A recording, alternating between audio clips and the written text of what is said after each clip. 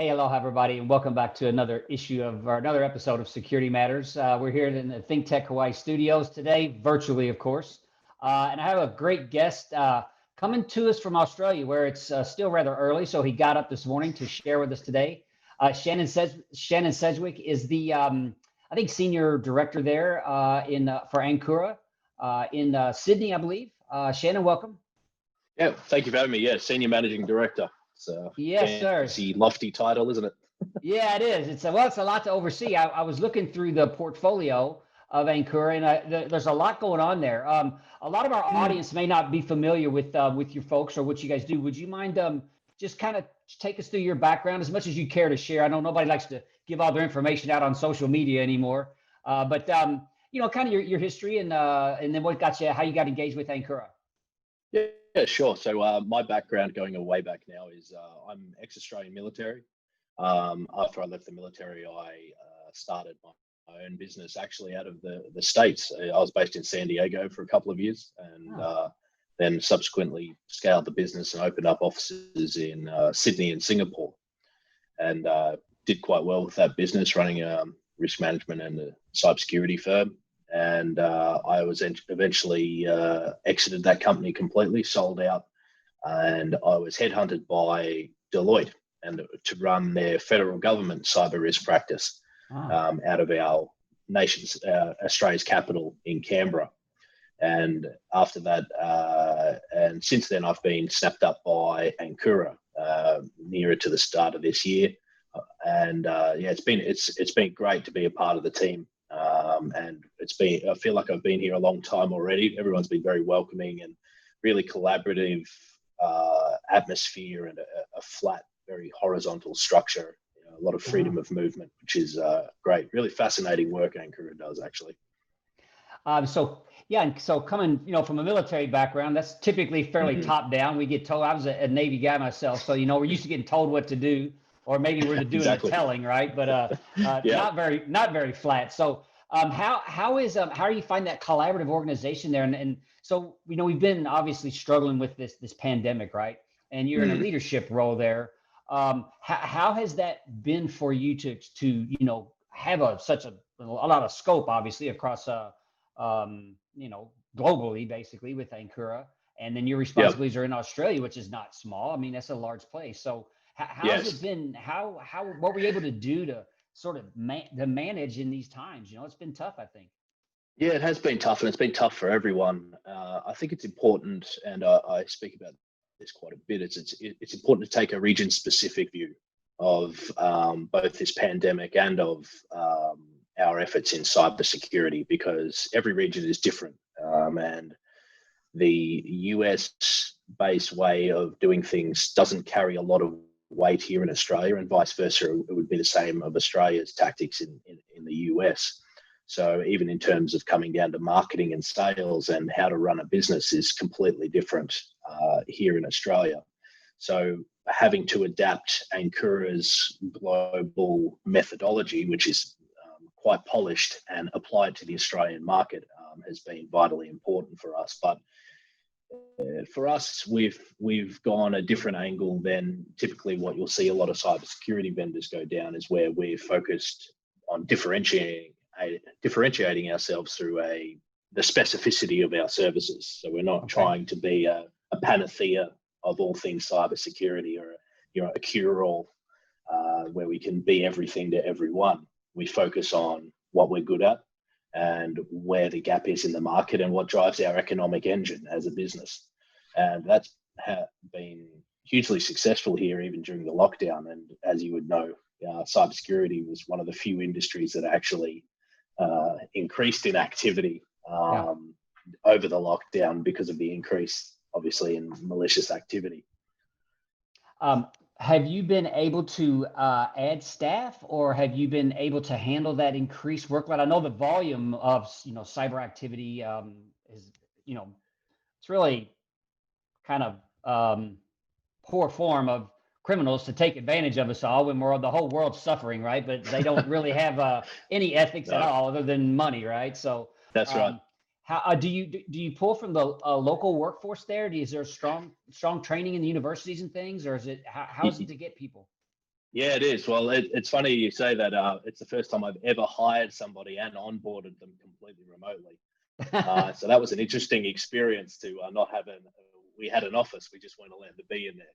So Yeah. shipping somebody their new laptop and getting them onboarded and online training for their first week, and embedding them in the organization and trying to pass on the culture and the values of the company was certainly interesting doing it remotely. Wow. So, but no, we've been growing, and the Australian recruiting landscape, we've got a lot of uni degrees here that focus on cybersecurity now. 5 years ago, that wasn't the case. There was maybe 2 or 3 major universities that did it, but now smaller colleges, even vocational education facilities, like we have something called TAFE here in different states, where they usually teach sort of trade level apprentices, but now they're focusing on cybersecurity and IT.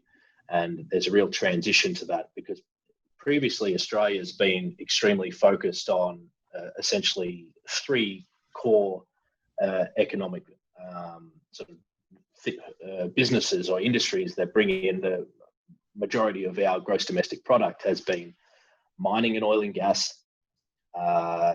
tourism, and our education sector, which is typically geared towards foreigners, usually people from China. Then that we make a stupid amount of money from foreigners coming here to study here because of the high quality of our universities. But I've been involved with a couple of different universities, 3 I think now, in helping them develop their new master's degrees in cybersecurity, and they're just selling like hotcakes. So yeah, it's exciting to be a part of that. Australia's quite nascent in terms of our cybersecurity industry in comparison with the US, but we're playing catch up. Yeah, it's great to know, though. I mean, there's so much opportunity, and let me ask a question: do they focus on the hard skills? I mean, obviously, it's one thing to learn what cybersecurity is and how it works, another thing to sit at the keyboard and be able to figure out what's going on a network, sniff packets and things like that. Yeah, that's right. So is that part of the program? Do you guys offer that type of services to your clients as well when it's needed, or what level do you engage? Okay. Yeah, most definitely. So there's 2 arms of our practice that we focus on. I'll answer your questions twofold. Is the Akura specifically, in my particular area, I focus on strategic cybersecurity, so aligning it with overall business strategy, dealing with boards and executives, translating technical cyber language into a palatable lingua franca of sorts, and cyber mergers and acquisition due diligence and cost optimization, and big pieces of work like that. And then the other arm of the practice is that deeply technical digital forensics, incident response, and like you said, packet sniffing, and the deeply technical side of the business. So we do both, but it as an Australian-wide industry and our education sector, there is both as well. So there's a lot of courses geared towards that governance and management level, that strategic cybersecurity area. And then there's quite a large market in terms of education of, we've got a big presence of SANS here, and a lot of deeply technical training, pen testing. A lot of people here have their CH and CISP and, technical quals. So all the ISACA quals are all available here. Anything that's typically available in the US is available here, thanks to the gift of online learning. So it's quite a mix we've got here. That's awesome. And I know, so we have, NIST, right? And I think, do you have an Australia 35? Is it similar? Can you compare and contrast that, or is it? I'm not sure. I've heard of it. I've seen it like mapped, and things like that, but I've never really, I didn't know what where it came from. Yeah, good question. So NIST we use quite heavily here in Australia. Oh, okay. So, we use NIST, we use ISO 27001. Now, the top 35 that you're talking about was a standard that was created by the Australian Signals Directorate, which is our essentially our version of the NSA. Okay. And they created a standard for mainly for government, but private industries can adopt it as well. And it's a series of controls that you can measure the cybersecurity maturity of an organization against. Sure. Now, in government, the top 35 is broken further down into the what we call the essential 8, which is the top 8 of those controls. And it used to be just the top 4, and government used to be mandated to be compliant or at least mature with those top 4, and if they weren't, to at least provide a very good reason why they couldn't. That's now been expanded to the essential 8, and it covers things like patching of servers and applications, having a policy in place, user training and awareness, blocking of macros, whitelisting, these types of controls. But to date, and this shows the nascency of our industry and also of government maturity, is I don't think there's yet a government agency that is completely compliant with the entire essential 8, let alone the top 35. Sure. So, but in terms of its similarity to NIST, language is completely different, but it does cover some of the same points. It's just nowhere near as comprehensive as NIST. I see. Yeah, and I have seen them mappings, and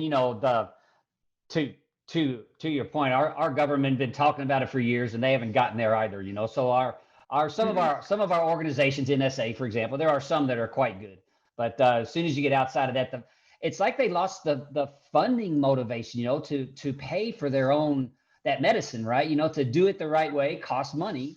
And so the funding, they lay it out in a 5-year program, and that gets turned into a 10-year program. And, these large organizations just don't seem to ever quite get there.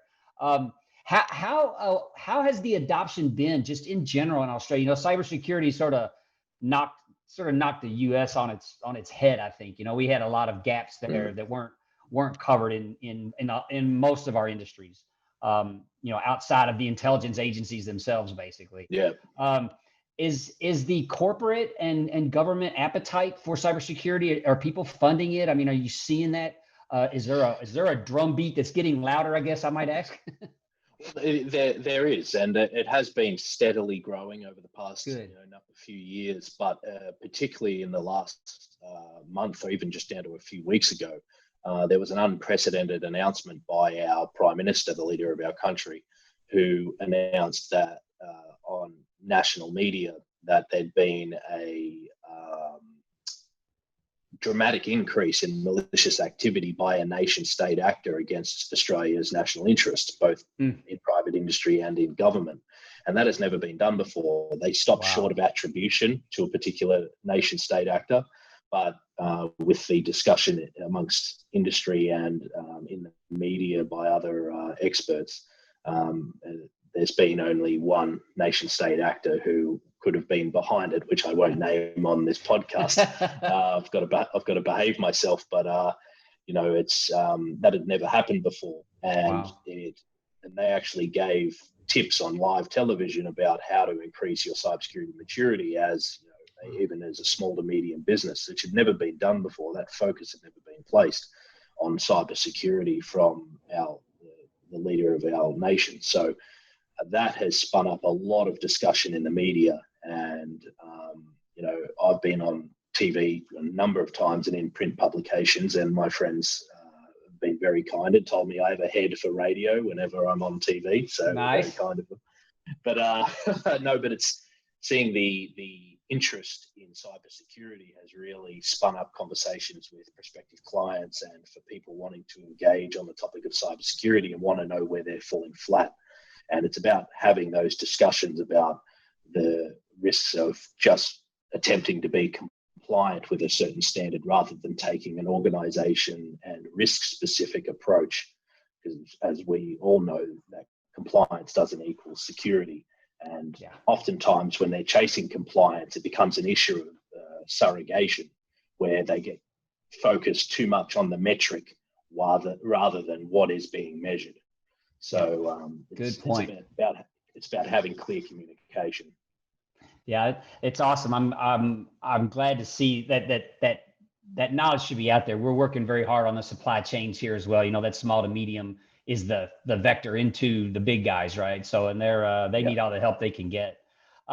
We're about halfway through, so we'll go ahead and take a break for 1 minute, and we'll pay some bills, and we'll be right back with Shannon Sedgwick.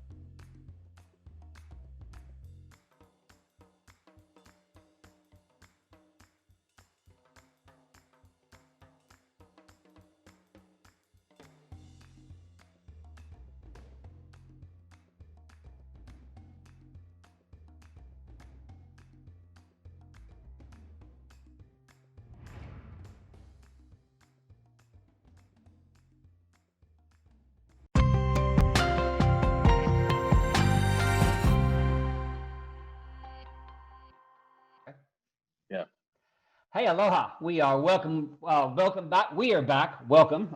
We're with Shannon Sedgwick this morning of Ankura. And we were just talking about the supply chain a little bit, talking about the small to medium businesses. And you had relayed that the Prime Minister came out and said, hey, everybody need to pay attention to this. So have you seen that appetite trickling down? We in the US had a real problem, even in the defense industrial base, with our supply chain. The tier one guys have the money to sort of take care of their stuff. And, the guys that are building weapon systems and these things, in theory, they're taking care of it. I'm sure they've all got gaps. But our supply chain was really, has been remiss in doing anything at all. So they're now rolling out a program, a CMMC program to actually audit us. And you'll have to be audited in order to win a contract. So audited to a certain level, which is a really, aggressive move, but I think it's needed. What have you seen over there in the small to medium sized businesses? Are they able to, get into their cyber hygiene and work on it a little bit at least? It is an issue here. Typically, the only time that small to medium businesses are mandated to have a certain level of security maturity is when they're dealing with government agencies or supplying services or products to government agencies. Outside of that, and outside of large banks and heavily regulated large corporate entities, doesn't really happen. And small to medium business cybersecurity is a significant issue here in Australia. You only have to look at the statistics, depending on what stats you read, between 60 and 80% of small businesses, after suffering a data breach, will go bankrupt within 12 months. Oh, wow. It's staggering statistics. And unfortunately, the education and the communication hasn't been there to the small to medium business sector about the cost-effective ways of managing cyber risk and the even down to free controls that they can implement and user training and awareness, that are quite cost effective. It just hasn't trickled down. They just put it in the too hard basket and think it's too expensive for them, or that they're not going to be targeted. And they think, why would anybody target me? I'm just a small to medium business. And you have to convince them, well, that's why they would target you, because of that attitude, that you're an easy target, rather than going after a heavily fortified large bank. They're going to come after you, but in volume, and it'll make up for, missing out on those big fish.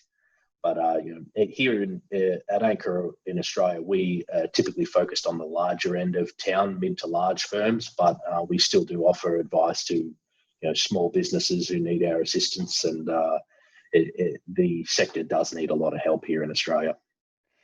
Do you, or have you heard that maybe the primes, the large, the top tier of these various sectors is willing to or interested in helping their supply chains to the point of maybe giving them a seat in a secure environment where they can share information so that the larger entity can control the movement of that information instead of risking just giving it to the small business and hoping that they secure it?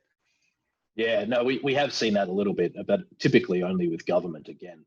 Okay. Or other heavily regulated industries like finance. We have a group of banks here called the Big Four banks, and they help their supply chain quite a bit in terms of their data security, because obviously that helps them as a business maintain their sort of data security. But typically, no, we don't see it enough that large businesses are engaging with their supply chain or even assessing their supply chain. A lot of the attitude we see here is about transference of risk through either insurance or just ignoring it. So yeah, which is probably even worse. So it's about education, and it's about engaging with these people and letting them know that we're there to educate and not sell. But it's a long road, but we're making gains slowly.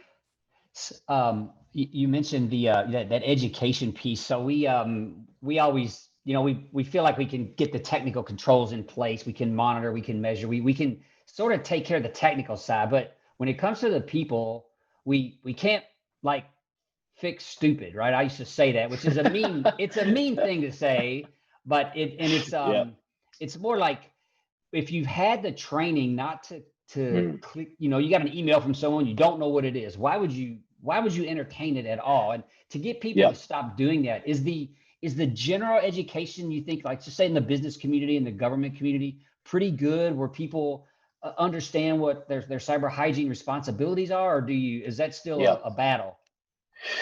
I think it'll always be an ongoing battle. People talk about the human behavior and human error is the weakest link, but I think it's a mistake to lay it completely at the feet of us as humans. Human behavior is never going to cease. You have to consider as well that organizations typically adopt technology controls and security controls without any engagement with the end user. And what do these security controls do? They add friction to the workflows of those users. And we look at human behavior. What do humans do when they encounter friction? You only have to look at a footpath sitting at a right angle and there's a nice grassed area in the middle of it. They want to get around to the other side of that footpath. They're not going to follow the footpath. There's going to be a nice worn brown dirt track straight through between that footpath. The same thing happens when friction is applied in workflows through security controls. What happens? Circumvention of that security control. And what does circumvention of security controls lead to? Data breaches. Sure. So it's not only human behavior, it's the adoption of controls that aren't fit for purpose for that organization and the user's workflows. So it's about a collaborative effort between, the security has to be driven from the top down, but it also has to be adopted and communicated from the bottom up. An ongoing effort where it's about incentivization, where everybody's driving towards the same purpose, rowing in the same direction, and communicating how cybersecurity helps support that strategic intent. But that's far more difficult putting into action than it is me just waffling on about it. It's part of the mission that we all share, I think, in this space. Is the I don't want to say is the older, let's say I don't know if you don't have a baby boomers generation there, but let's say you're 50 plus we do. Okay. Oh, you have a baby boomers. Well, yeah, we do. Yeah. Okay. They are they observing? Are they absorbing some of this training themselves as well and taking it seriously? Do they understand enough of the risk there to to maintain the cyber hygiene of, they have their stuff, maybe they're taking laptops home and they don't understand the VPN or whatever it may be, are they, do you think they're a responsible or as a responsible workforce compared to the kids that are, coming out of the university that are probably getting this stuff handed to them on a daily basis? Yeah, well, in my experience, the older generations here in Australia and the baby boomers, like you said, they've actually been quite a bit better to deal with because they don't have any bias and they haven't sort of been overloaded with all of this advice, and they're quite actually paranoid. So they'll actually go extra steps and listen to you because they go the opposite end of the spectrum where they think everybody is after them. Which is either. But a lot of our younger generation are, they'll download notoriously insecure apps and use software and do what they want because they'll almost always choose either entertainment or usability over security. Is what we're seeing here. You only have to look at the TikTok. Everybody's been talking about the flaws of TikTok, and I dare say that there's been a tiny percentage of people who stopped using it, but not from what we've here in Australia. It's been incredibly popular. So it's interesting what people will do. But we had a coronavirus tracing app that was developed here in Australia, and with security and privacy baked into its production lifecycle. Extremely secure app, and obviously had some issues there, but they released the source code and been working with industry and government developers to fix all of that. Not very functional, but that's not what we're talking about. But people refused to download it. There was a huge outcry by members of the Australian public, even though this app could potentially, if it actually worked properly, could save lives. But these same people have no issue using TikTok or social media applications. And it's funny to see that the choices that people make and their acceptance of risk and how they balance it out in their mind, saving lives or minimal risks of data privacy, they'll choose the data privacy side. But you choose a social media app that's owned by a state actor that's notoriously bad with other people's data, and versus entertainment versus privacy, like entertainment, that's fine. We'll deal with those issues later. Yeah, I can tell you that the challenges that you're mentioning are forefront here. It's the same. I'm somewhat happy to know that the rest of the world is struggling just as much as we are here in the United States. I'm also saddened that the rest of the world is struggling as much as we are here in the United States. Anyway, we got a minute left. What's your final thoughts? Anything you want to share with the audience about how to stay safe or whatever's top of mind for you? Yeah, sure. Just go back to my original point about think about your end users before you implement security controls, please. And if you're a small to medium business, do research on cybersecurity. It's not just for large businesses. So small to medium business, they typically form, up to 70 or 80% of most economies' GDPs. You need to take care of security. So that's a fact. Shannon, thank you so much for joining me today. I really appreciate your insights here. And I'm sure our audience appreciates you sharing with us. Thanks for having me, mate. All right. Aloha. Take care of yourself. Have a great day. Bye.